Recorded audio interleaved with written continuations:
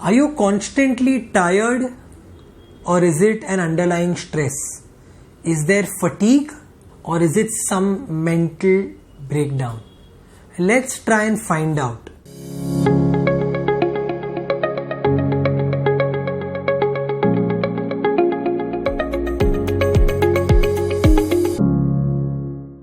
Namaste, this is Dr. Manaan Gandhi, and today we're going to talk about mental stress and mental health.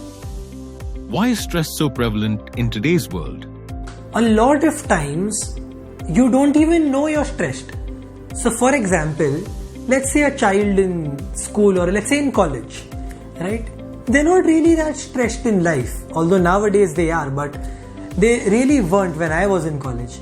If you would ask them, are you really stressed? They would say, no, we're not. But then the minute you write your last exam paper and you submit it, why do you feel a burden being lifted off? Of course, that burden was of the exams, but the burden lifted off is just so big. You just feel so light. You just smile for no reason. There is no joke being cracked. It's because you don't realize that you've been stressed. You've been so accustomed to stress is that when someone asks you you're stressed, you don't even think you are. And this stress slowly and steadily erodes not only your energy, but your entire life force, your health, your peace, and everything associated with it. When does everyday stress become serious? What early warning signs are there? Stress isn't what you think it is. Stress is not worry. Stress is merely using your brain. Even if you use your brain for something creative, even if you use your brain for something productive, let's say you're trying to solve an equation, let's say you're trying to solve a theory, let's say you're trying to prove a hypothesis, or you're just merely trying to make a creation or a painting or a Lego, you are using your brain, and that is also stress. Whenever you use your brain, you are stressing your brain out. Which is why the opposite of stress is not positivity. The opposite of stress is not productivity or creativity.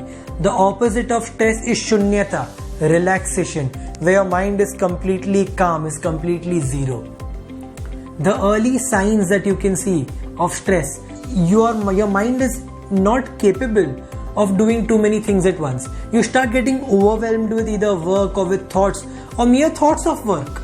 You start not being able to withstand high levels of impulses. So you can't tolerate loud sounds or bright lights. You don't like to be around too many people. You like to withdraw. All of these things show that you're getting overwhelmed. And if you're overwhelmed, it means that you're already stressed.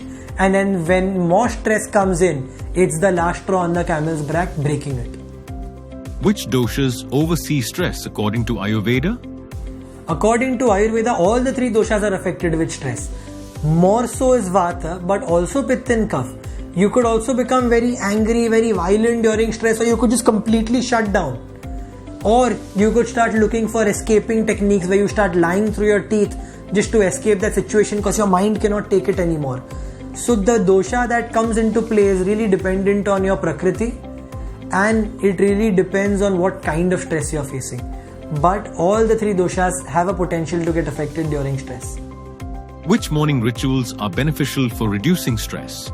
Simple morning rituals are extremely useful to reduce stress. You could have something as simple as an abhyanga or an oil massage that will really just relax your body. You could have Shiro Abhyanga or Shiro Dhara, which will just put you to sleep and you'll be absolutely relaxed. But again, these things are very intensive, they take a lot of time. So simple things like pranayam, meditation, mantra chanting, or just the attitude of surrendering is the best thing that you could do to relieve stress. Stress is basically a function of the ego or of ahankar.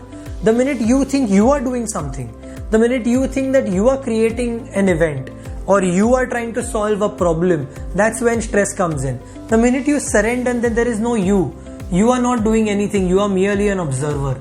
You are merely just going through it like a roller coaster, and higher power, God or universe.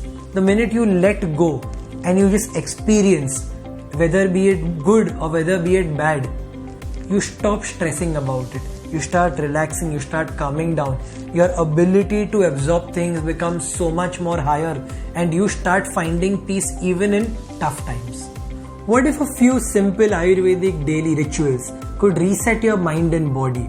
What if you could understand your mind a little better and treat it according to Ayurveda to stop being fatigued, stop being tired, stop being stressed all day, and be full of life and full of energy? Can chronic stress be reversed by Ayurveda? We have herbs like Brahmi, Jatamansi, Mandukparni. We have formulations like Manas Mitra Vatak that are very, very useful for stress, because it can really increase the capacity of the mind to tolerate things. It can increase the capacity of the mind to be able to process and remember things. It will give you better sleep.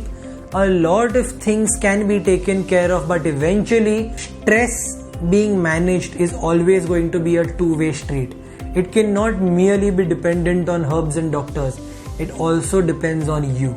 So when we work together as a doctor and as a patient, we can very easily, very quickly manage stress and all these huge diseases that come because of stress, whether it is diabetes or whether it is blood pressure, whether it is cancer, whether it could be anything. Anything that is stress related or negative emotion related can be cured. It just requires the correct guidance and enough effort.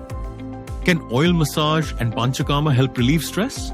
So in Panchakarma, Abhyanga, Shirodhara, Nasya are great for stress relief because they just relax your body, they relax your mind. A lot of times emotions are also stored in various parts of the body, specifically in areas where what we call as marmas, right, where a lot of the nerves meet with arteries, veins. So these are specific kind of marmas. That is where a lot of stress is accumulated. So to relax them, Abhyanga is very important. But more than the marmas, what is important is the oils. There are certain oils that will really help you relax once absorbed by the body.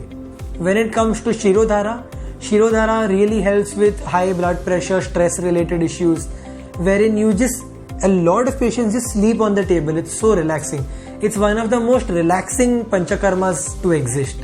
When it comes to Nasya, then a lot of times when you have frontal kind of stress and sinus related issues, Nasya will really help clear those kind of stress and sinus problems. So, if you're stressed, and most of you are, trust me, you may or may not realize this.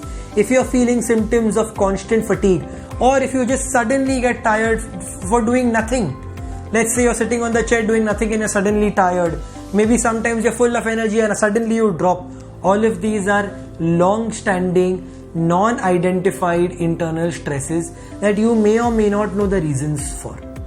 These things can be cured, should be cured as quickly as possible, because stress, when left untreated, in the long run leads to multiple diseases. We can help you, Ayurveda can help you. If you feel that this kind of information is helpful to you, and you feel that it may be helpful to your friends, family or someone, please feel free to share this video. Also like and subscribe it if you feel that it's worth it. And this is Dr. Manaan Gandhi signing off. Namaste.